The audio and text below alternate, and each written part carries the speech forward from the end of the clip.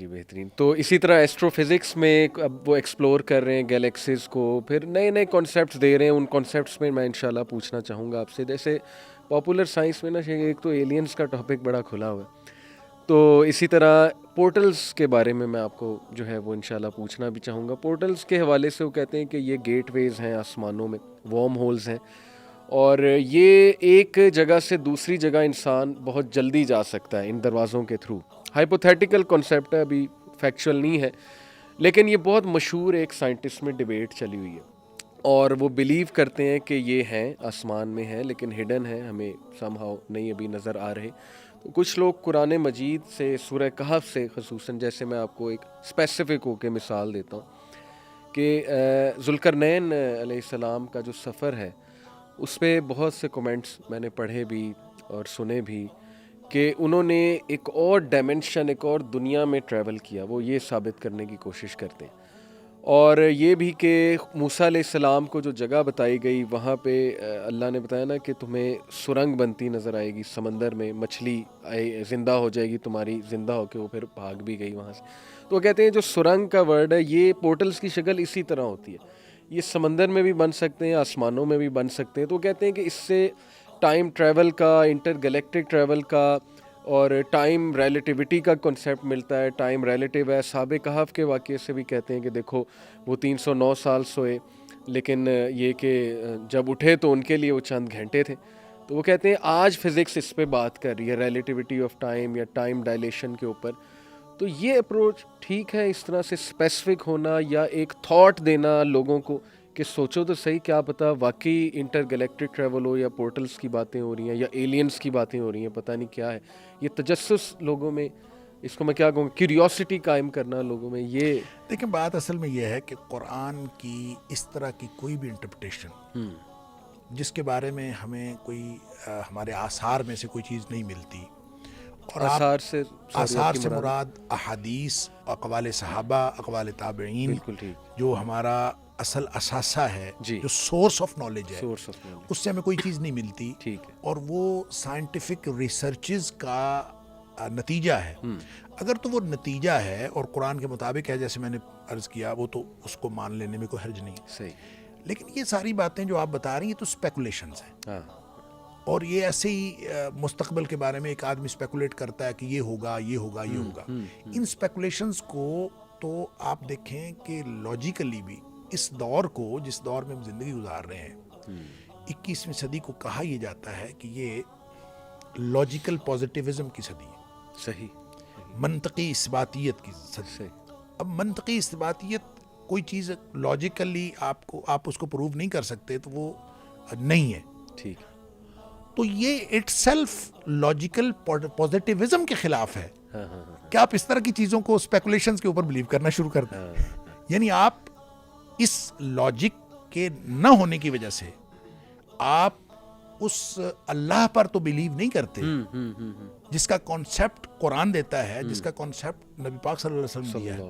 اس کو آپ اس لیے نہیں تسلیم کرتے, جنت دوزخ کو آپ اس لیے تسلیم نہیں کرتے کہ ہماری لاجک جو ہے ہماری, ہم اس کو منطقی طور پر ثابت نہیں کر سکتے. ہمارے پاس وہ دلائل جو ہمارے پاس ہمارے اگرچہ وہ بھی سیلف میڈ ہیں اس کے ذریعے سے ثابت نہیں ہوتی, لہذا اس کو نہیں مانتے. تو یہ چیزیں جو اسپیکولیشنز ہیں یہ کیسے, مطلب آپ دیکھیں, آپ مجھے بتا رہے تھے پروگرام سے پہلے کہ بہت ساری موویز بھی اس طرح سے بن رہی ہیں اور سارا کچھ, آپ اندازہ کریں ان چیزوں پر بلیو کیسے ہو گیا. اصل میں آپ کو بتاتا ہوں کہ چکر کیا ہے, ایشو یہ ہے, انسان کو اللہ نے ایک محدود قوت مدرکہ عطا فرمائی ہے. یہ اس کی ادراک کی ایک حد ہے, اس سے مراد تھوڑا سا انسان کی سمجھ کی ایک حد ہے. سمجھ گیا, جی. انسان ساری چیز نہیں سمجھ سکتا. صحیح. اور جب وہ اس کی حد آ جاتی ہے نا, تو اس کے بعد جب اس کو کوئی تفہیم نہیں حاصل ہو پاتی تو یہ اس کو ان باتوں کو پھر اسپیکولیٹ کرتا ہے.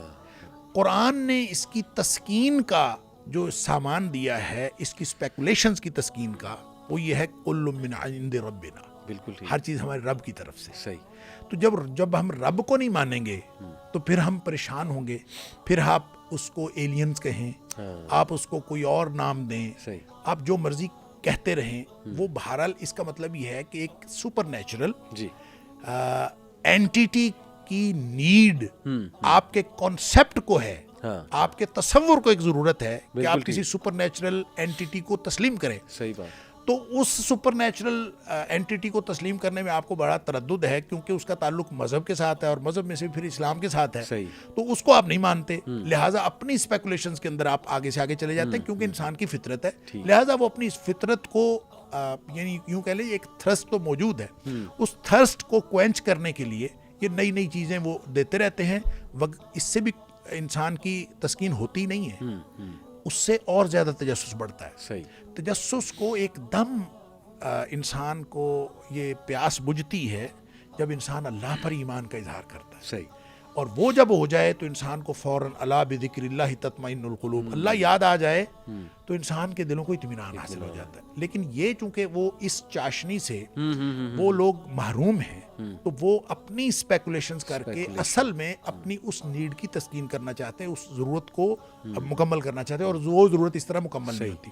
रह गई बात कि क्या कुरान से ऐसी चीज़ें साबित होती हैं, और क्या कुरान की जो साराबा की बात की तो सुरंग है और इससे इस तरह के पोर्टल्स बनते हैं। मुस्तकबिल में कोई चीज़ ऐसी हो बिल्कुल पॉसिबल है, हम इसको डिनाई नहीं कर सकते, हम ये नहीं कर सकते कह सकते कि ये ऐसे ही होगा। मुस्तकबिल के किसी वाक़े के बारे में, मुस्तकबिल की किसी पॉसिबिलिटी के बारे में, ये ओपन पॉसिबिलिटीज़ की दुनिया है। सही। गैर मुअय्यन इम्कानात की दुनिया है। उन इम्कानात को हम मुअय्यन नहीं कर सकते।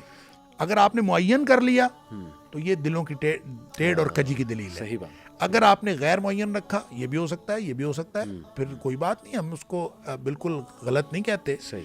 अलबत्ता ज़ुल्करनैन की बात हो या जो आपने कहा कि उसने जो ट्रैवल किया, जी। उसकी एक इंटरप्रिटेशन ये हो सकती है कि उसने टाइम ट्रैवल किया, या उसका जो है वो ट्रैवल की नौइयत जो थी वो एक सुपर नेचुरल थी। ऐसा नहीं है। जब आप उसको कुरान की ज़ुबान में बिल्कुल ठीक उसी तरह समझने की कोशिश करते हैं कि जिस तरह कुरान ने बयान किया है, तो वो बिल्कुल काबिल फ़हम है। उसके अंदर कोई ऐसी चीज़ नहीं है कि लाजमी तौर पर उसको सुपर नेचुरल रखें। लिहाजा ये उसकी एक डायमेंशन है, वो उसकी दूसरी डायमेंशन है।